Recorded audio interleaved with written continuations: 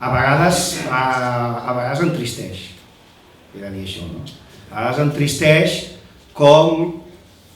vist des de fora, perquè jo soc periodista però no he fet periodisme polític molts anys, ni conec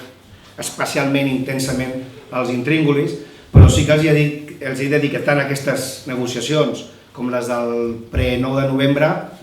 a vegades penses, hosti, estan salvant el partit, estan salvant el líder del partit i a vegades entra la raó i tots s'arriben a un acord, no? Fins ara hem anat salvant matchballs d'aquesta manera. Per això els comentava que hem d'estar organitzats i polititzats, B, hem de ser més crítics i menys festius, precisament no perquè malfiï absolutament dels partits polítics que ho estan portant, sinó perquè els partits polítics, tant Esquerra com Convergència, com fins i tot la CUP, estan dissenyats d'una manera per fer unes coses i no estan especialment dissenyats per fundar repúbliques. És a dir,